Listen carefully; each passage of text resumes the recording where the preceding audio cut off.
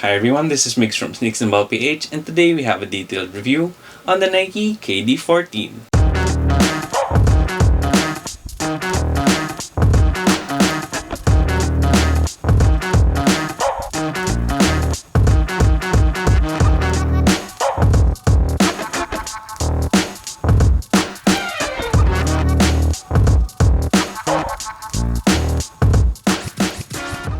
Before we get started, if you liked the video, please make sure to leave a thumbs up down below. Then if you have any comments, questions, or any suggestions for future videos, please feel free to leave them in the comment section down below as well. Then I'll also be leaving a link to the SNBPH Sneaker Hunters Facebook group in the description box. So I do hope that you'll be able to join because we do talk about sneakers and basketball quite a lot over there. And that's also where I hold my monthly giveaways. Then if you haven't already yet, please make sure to sub to the channel because it really does help us out quite a lot. So with that out of the way, let's get into the Nike KD14.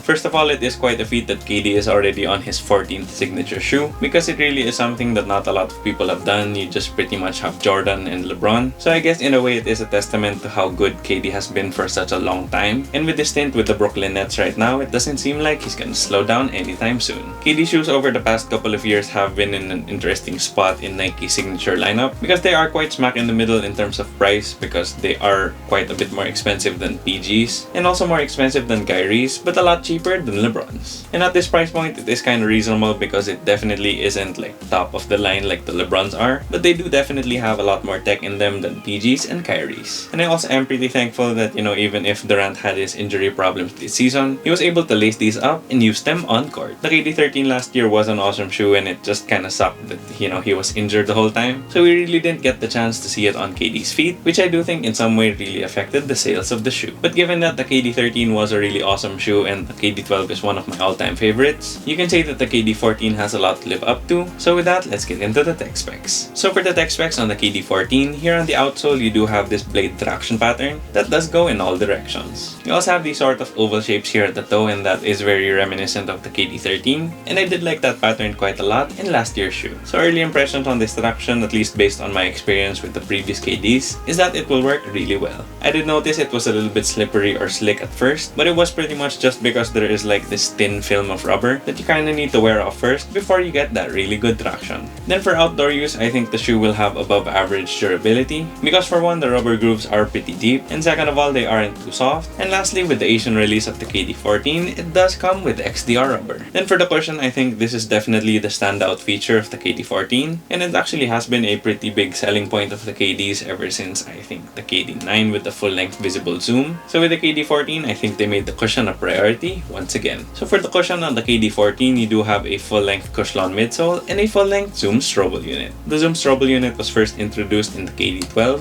and I have really loved that zoom strobel technology on every Nike shoe that I've tried it on, whether it was the KD12s, the KD13s, the LeBron 18s, the Nike Zoom GT Cut, or the Nike Cosmic Unity. It just gives you such a responsive and bouncy feeling because it is right underneath your foot, and it also goes full length, so it doesn't really matter whether you're a heavy heel striker or always on your toes. That zoom strobel will just have you feeling bouncy and springy. Then for the full length Cushlon midsole, it is really soft, and I mean like really soft Cushlon because it is actually softer than the ones we found on the Kyrie Low 4, and I already found those quite comfortable. But if I were to compare the feeling of the Cushlon on the KD14, it's like a broken in Kobe 6 Pro Throw, or even similar to the Cushlon on the LeBron 18. Definitely has a very comfy and marshmallowy feel, and in the end with this thick and fluffy Cushlon midsole, you get absolutely amazing impact protection. The only concern you'd have with Cushlon this soft is it going to be stable when you take it to the court? And I do think they did try to make this feel as stable as they could because you do have this plastic here at the lateral side, and that plastic that comes down from the strap on the medial side as well. Then moving on to the materials, this actually has been kind of the area where the KD line has been sort of degrading over the past couple of models because the materials on the KD9, the KD10, and the KD11 were pretty nice. The ones on the KD12 were really comfortable, especially once they broke in. And then with the KD13, it was definitely lackluster in terms of quality. And then now we have the KD14, and I think it's even a step down from the KD13. So for the materials on the KD14, you do have an all-textile upper, with the majority of the upper being multi-layered. On the topmost layer where you see those black details, you have this sort of fuzzy textile, which kind of feels weird. And in my short time having these, it seems like it collects dust really quickly because it's kind of like a carpet material. But then underneath you have this layer of screen mesh, then you have two layers of thin textile underneath that as well. But the major bummer for me in terms of the materials is just how how plasticky the upper feels, because you can kind of hear this. That's the top layer. So the materials, at least as of now, are kind of underwhelming.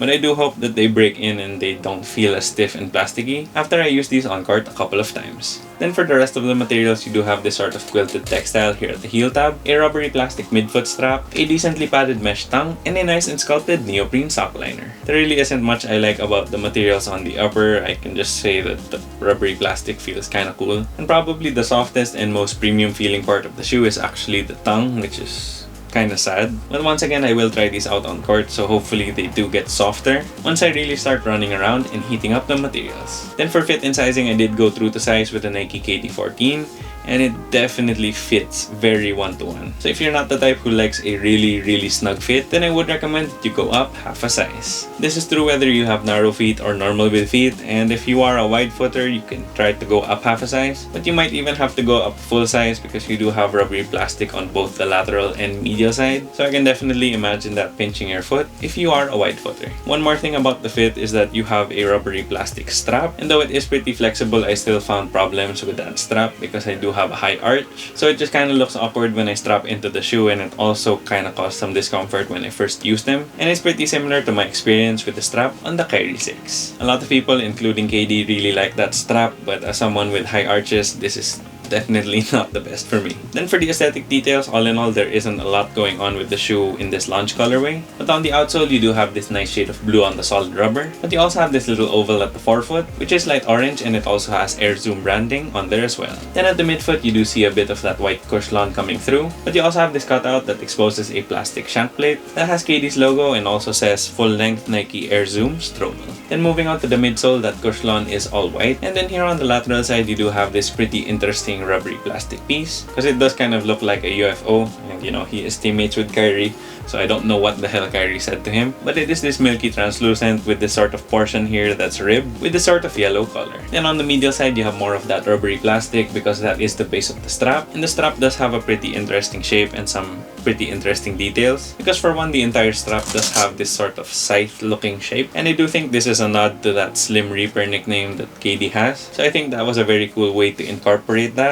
And another way that they incorporated that as well is here at the base of the strap, you have an etched in 14 that kind of looks like it was drawn with a scythe as well. Then on the medial side of the strap, you do have this sort of pattern that looks like the Air Presto, and I'm not really sure why you have a callback to the Nike Air Presto here, but maybe it's KD's favorite lifestyle shoe. Then for the other details on the strap, it does say 14th edition. You have KD's signature on there as well, and a large black Nike swoosh. Then for the upper on the shoe is pretty interesting because you have this sort of weird kind of old curtain pattern on the top. Then underneath, you do have that screen mesh, which is pretty clear, and then underneath that you can see a little bit of white, and then the bottommost layer does peek out in some spots, and it actually has this orange tint to it. Then at the back, that heel counter is also black, but it has a quilted look to it, and then on the tongue and the laces, they are also black, but you have a white KD logo on the tongue. Then the only additional branding you have is this KD logo on the insole and the small white Nike swoosh on the medial side of the forefoot. Then for the overall aesthetics, at least in my opinion, it's a no.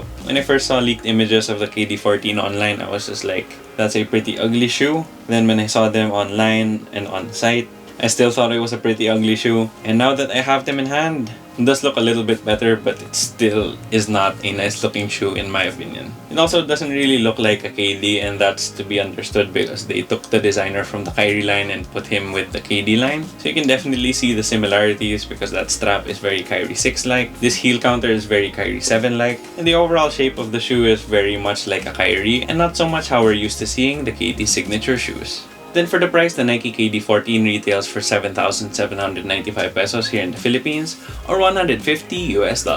As I said a while ago, it is pretty much in the middle of the price range in terms of Nike signature shoes. For what you get with the traction and cushion, I do think it's a good deal, but for that price, I wish they could have just upgraded the materials a little bit and also made the shoe look a little better and a little bit more like a KD signature shoe. But you know, all things considered, it is still at a good price, especially if you're just gonna use these for on-court, because I do think it'll perform really well. But of course, we'll have to wait and see on the final verdict in terms of the performance.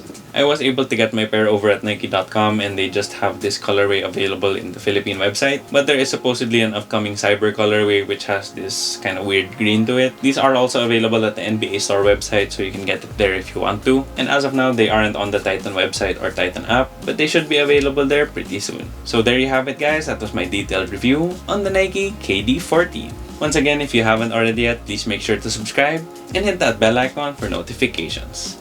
It would help us out a lot. Here at Sneaks and Ball, PH.